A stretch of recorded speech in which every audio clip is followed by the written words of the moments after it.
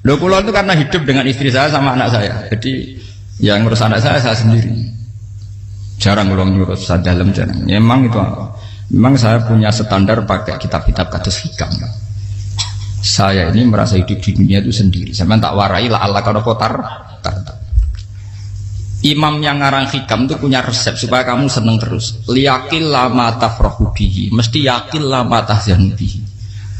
Usahakan sedikit sekali apa yang bikin kamu seneng, maka akan sedikit sekali yang bikin kamu susah. Jadi misalnya kulo nih, jadi kiai misalnya cari wong, kulo kiai wong alim, jelas nak ngalim ngalim, nak kiai rapati ya, nak ngalimnya jelas. Tapi nak kiai rapati, nah kan kiai tapi orang ngalim.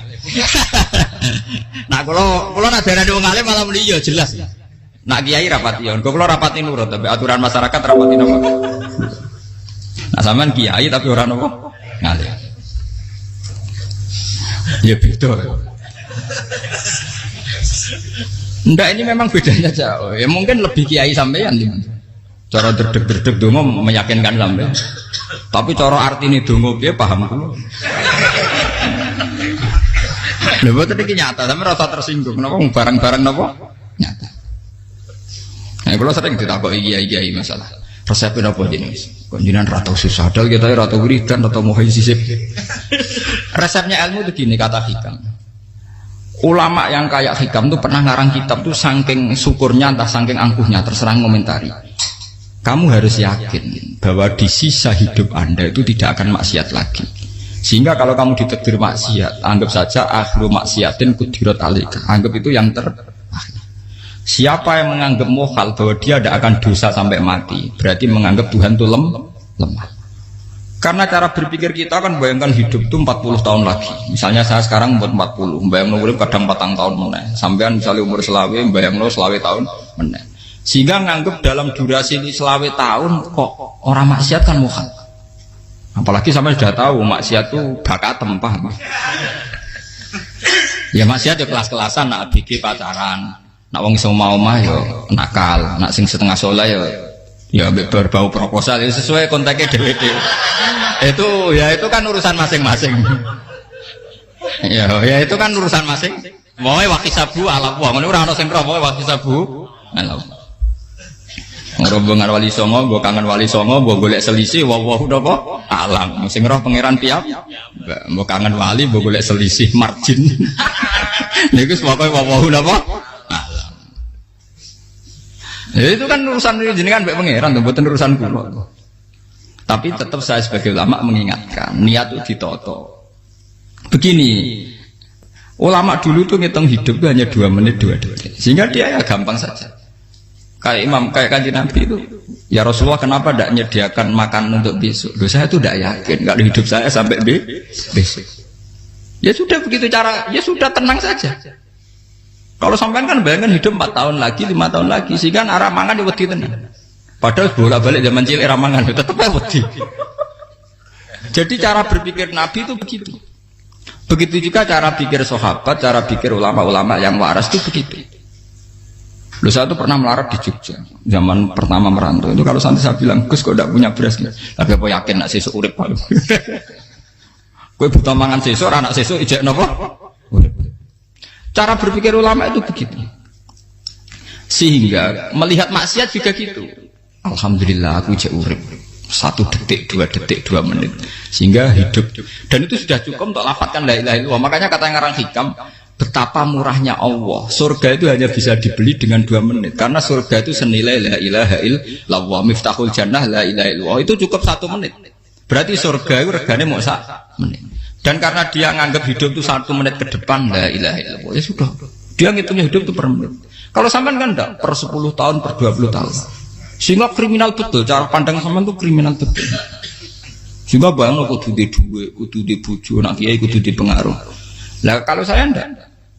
Saya meskipun enggak sehebat itu, tapi mewarisi keilmuan mereka. Jadi misalnya saya jadi ulama, itu bayang di santri mau sitok. Islam pokoknya ke Ahmadiyah ya gitu saja. Ya pokoknya ya sudah gitu. Orang bayang lo santri sing pampinan takwa khusyuk salam tempel demen gelo, demen apa? Lo tanyakan santri-santri saya itu mungkin belum pernah nyuruh istri saya bikin kopi. Bisa dihitung. Karena saya itu sederhana saja. Misalnya saya pergi dari Jogja ini yang nyata salam. Bayang lo bojo gue semaca gawekno kopi, bukakno lawang malah kecewa. Seperti umumnya orang kan gitu. Semerantau ada gangno bojoku nyuambut, digawekno kopi, digodhogno banyu hangat teman, bareng teko bojone wangep kukur-kukur. Karena tarifnya dia ideal, maka mudah kecewa kalau itu tidak terjadi. Nak kula mboten, sebayangno kaya Jogja, bojoku cek uta Islam, nak salat di madhep wulan ya sudah gitu. Pakai standar-standar yang minimalis. Saya dari rumah bangun sampai ngaji ya, pokoknya melek, terus ya sudah nak sholat di madhep napa, mulanya sudah gitu. Andai kan saya pakai standar maksimal, maka akan mudah kecewa. Rasulullah juga begitu. Rasulullah itu ngadepi Sayyidah Aisyah, itu ya begitu, ngadepi Hasan Husain. Sehingga tidak ada cerita Nabi mudah kecewa, betul. Karena Nabi bayangkan anak istrinya itu ya minimalis sekali, urusan dunia loh maksudnya minimalis sekali. Misalnya Nabi pagi-pagi tanya, ya Aisyah apa ada sarapan? Tidak ya Rasulullah, ya idzan asumu kan itu saya puasa. Kalau sampean usul-usul lah digekno kopi wong wedok apa? Itu kan repot. Muni-muni itibak sunnah Rasul tapi tidak pernah sampean mendekati sunnah napa? Rasul. Sehingga ya tenang saja Nabi. Saya tuh alhamdulillah bisa niru dalam gitu-gitu tuh bisa. Makanya ini kiai muda paling enjoy. Banyak kiai-kiai yang sepuh itu kalau urusan gitu konsultasi Mas. Gus resep apa kain? Ini kula resep ira dekarep. Sehingga saya tidak pernah bayangkan apa tanggaku seneng aku atau orang ngaji aku kecewa, tidak pernah bayangkan. Sampai bukan makhluk, tidak penting. Kecewa itu tidak benar. Saya itu orang alim, ngerti ini warido kamat lubi, ora warido kum. Yang tak gulai ridane pengiran, antara ridane sing ngaji, ridane konsumen. Itu apa makhluk tidak penting. Itu harus dilatih. Harus apa? Sehingga orang itu kalau biasa sholat, maksudnya biasa takluk be Allah, mesti la Allah katardo, mesti gampang puas. Karena dia iktifak ngalap cukup be Allah Subhanahu wa ta'ala. Saya sebagai manusia juga sering ditangisi istri. Misalnya saya sering ke Jogja sendirian. Nah ninggalan nopo, ninggalan itu milik pengiran. Misalnya mati ninggalan ya paling aku mau ngapain nih suaraku. Paling uang nangis gue kegiatan. Bukan apa. Ingin saya bahwa konstitusi ulama itu masih iktimat Allah. Kalau kita kan enggak. Cara berpikir kita ngaji itu ideal sing ono podium, sing ngaji kelaminan takwa kabeh, ketunan kaji kabeh, ndiluk kabeh. Kita akan pakai standar-standar yang dengan asumsi kita. Padahal Nabi di zaman sugeng al iman hahuna wa yusiru ila qalbihi sadrihi salah. Iman itu urusan hati. Komitmen sampean be Allah Subhanahu wa taala. Nah ini resepnya. Makanya kata hikam liyakillah ma tafrahu bi. Mesti yakinlah mata selipi. Sedikitlah kamu gembira dengan satu hal, nanti akan sedikit kamu yang kecewa. Artinya misalnya kados kula sebagai ulama seneng kula nu kok ijek iman. Ya nggak kayak orang awam. Ya sudah gitu. Jadi misalnya suatu saat kula jatuh, yang ngaji saya gak semeneng jadi kupeding. Wong sing seneng kula bubar kabeh. Kula ya ora susah, miskola darah bener. Gus saiki jenengan ora sing seneng. Ya tenang saja. Sing ora seneng ya makhluk ora jelas. Dan status mereka tetap layaduru walayang. Ini harus dilatih. Sehingga Nabi itu ya meskipun beliau itu perang, sahabatnya meninggal ya tenang saja. Nabi cara berpikir yang meninggal mereka mati syahid, yang masih hidup dianggap berpotensi melakukan kebaikan. Sama tak warai resep-resep dari Rasulullah Shallallahu Alaihi Wasallam. Saya ini sebetulnya memaksa, menjelaskan ini maksa, karena saya inginnya jadi ulama yang kayak umumnya orang, tidak ideal amat. Tapi kan saya ditakdir ilmunya itu ideal, jadi terpaksa saya jelaskan. Tapi kalau perilaku saya tidak akan ideal. Soalnya ngawur, saake mari Ghafuri pengiran nganggur bolak-balik cerita. Ada seorang wali, karena dia wali itu doa di multazam, ya Allah saya ini minta satu hal. Karena dia wali maka tidak minta uang, tidak minta jabatan, minta engkau takdir saya tidak pernah maksiat. Itu kan bagus sekali, minta doa ditakdir gak maksiat kan ada. Dari pengiran malah jabe. Fa'ena adau ghufran. Karena tahu maksiat malah sifat ghafurku tak ada kondi. Gambarnya pengiran ini sifat ghafurku rak nganggur.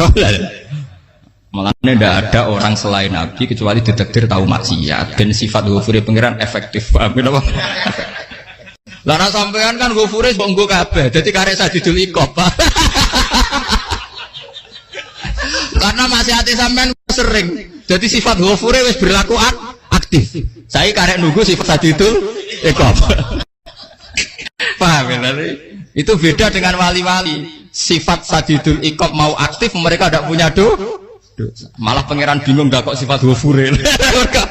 Apa Apik tak dakoki Ghafur ora tau dosa. Didakoki Sadidul Iqab gak tau maksiat.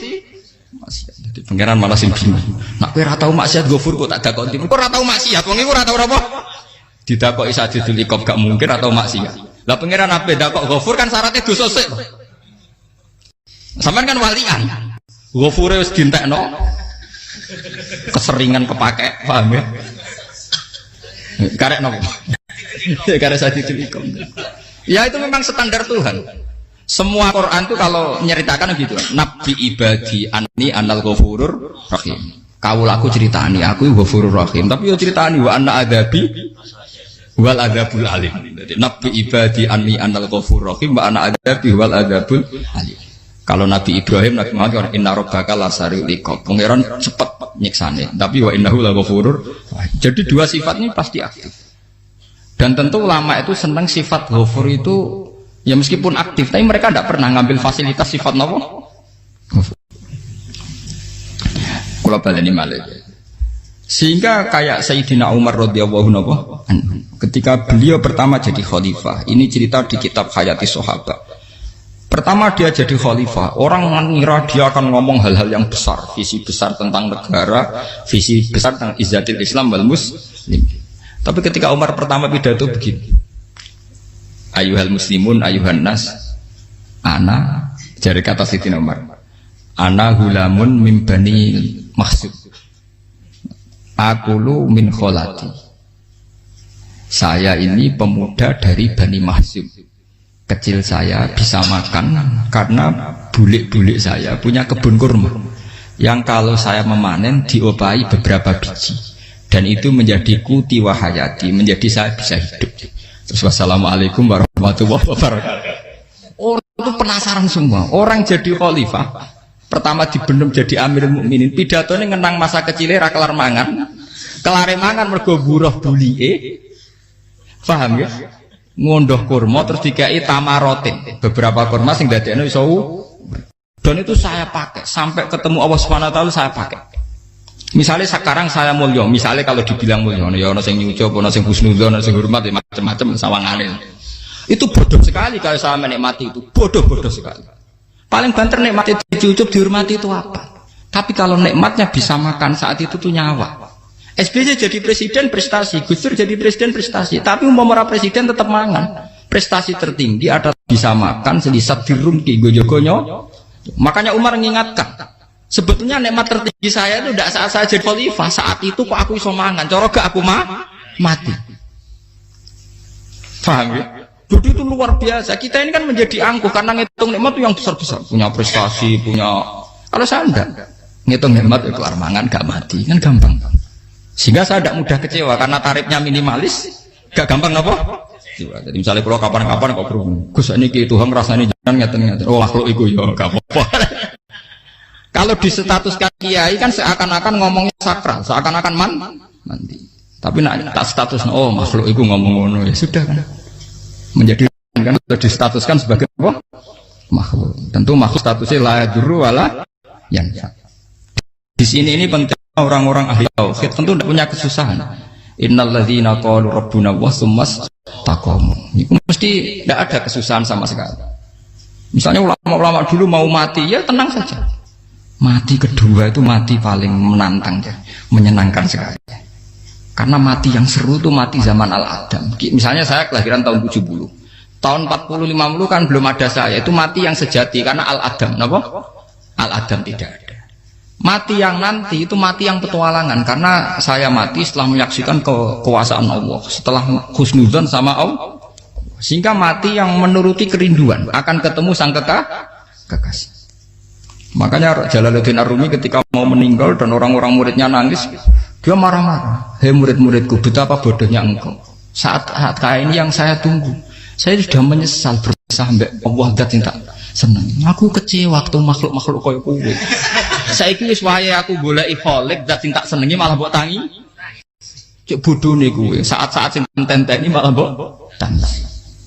Betapa aku lamanya menunggu kematian ini. Mergo hidup itu keterpisahanku mbek Allah, kemen ketemu kowe.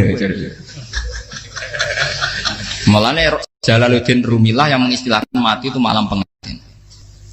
Makanya fal'an awanus sirok minkum wa awan wisol habibi. Ini saat yang indah karena ketemu dengan berpisah dari makhluk-makhluk yang tidak penting menuju sama habibi kekasihku. Jadi dia misalkan mati itu malam pengantin. Semenjak istilah itu populer sehingga di Jawa anak ngipi jadi nganten takwilane mati. Itu filosofi sufi ya, filosofi apa? Lah niku tenan.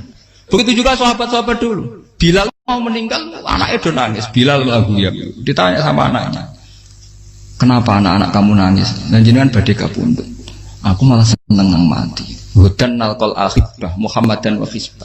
Aku nak urip ketemune mbek kowe terus. Malah nak mati ketemu Nabi Muhammad. Hudan nalqal akhibah Muhammadan wa hisbah.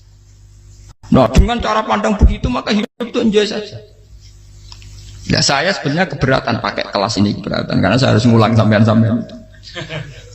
Ya makanya potensi kayak saya tentu mengurangi jadwal ketemu. Makanya saya mohon kalau tidak penting itu jangan sungkan. Anggap saja itu bagian dari hormat saya. Ya minimal sampai misalnya di dua saya ketahui gue jajan pentolan enam lapo mau kesuwan bareng malah repot. Gue ganggu uang anak peleleran pak. Nah misalnya sampai kepen takok hukum, uang nak pinter hukumnya takokane ya ringan, takok kiai tanggam paling bisa. Karena pertanyaan yang ringan tentu ya ringan-ringan saja kan. Gak perlu kiai kali ber. Sampai rasa GR. Kalau pertanyaannya angel Gus gak ono sing iso jawab. Wong nak ra alim tahke, ku pertanyaane ya ora patimu mutu.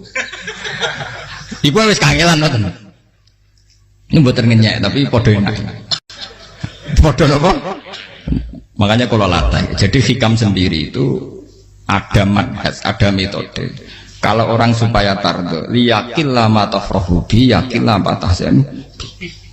Anak saya itu kalau habis main pulang, itu saya senengnya pol. Istri saya pernah jangan. Gus, anak mulai senengnya dek biro-biro, anak-anakku gemulai nih ngomah, misalnya terus biye. Saya terus anakku lo main mulai itu seneng. Biro-biro anakku mulai nih ngomah.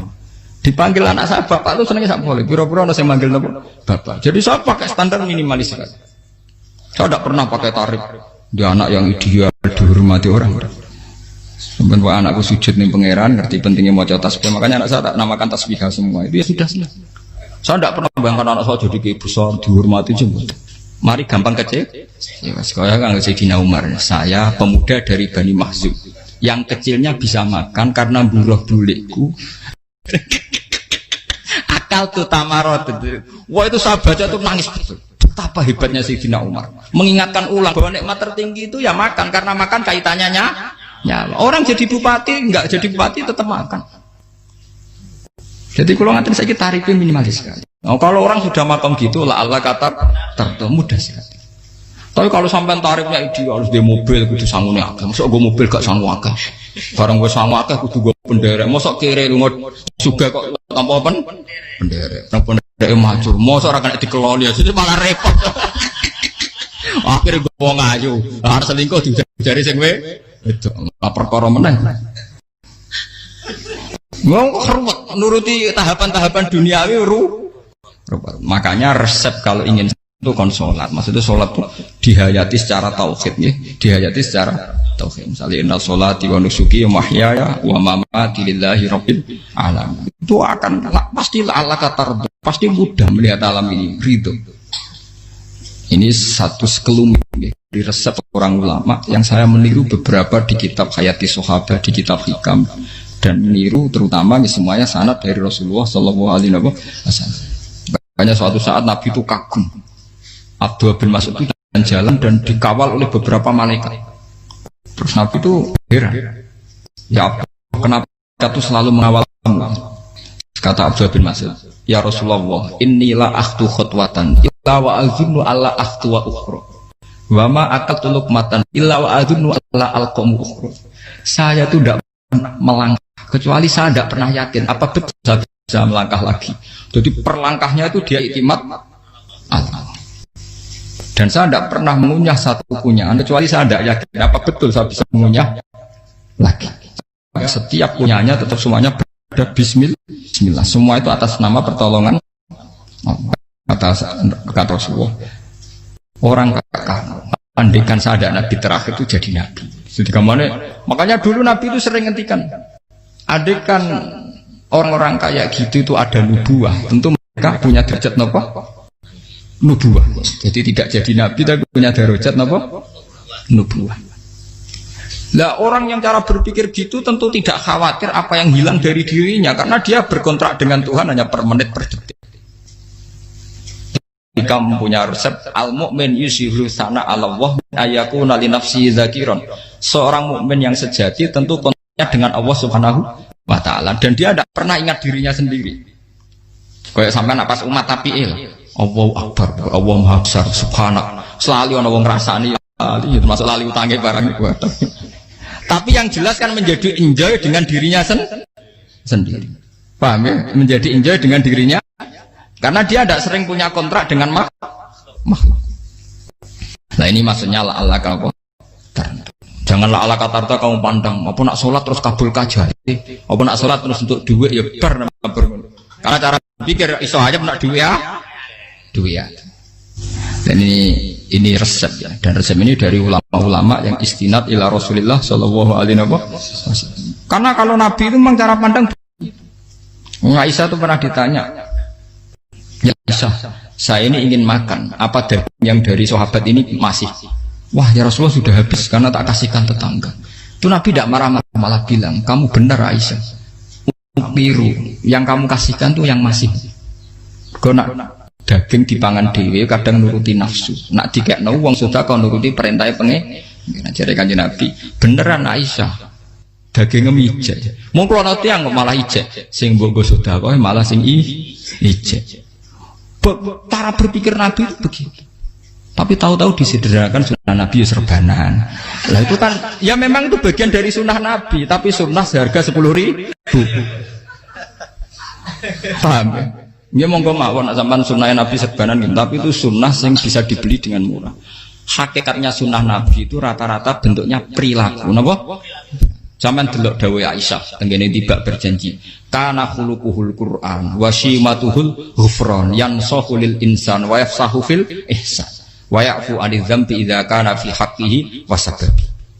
Kana khuluquhul Qur'an, Nabi ku akhlak dasare wis kaya Quran plek. Urusane akhlak.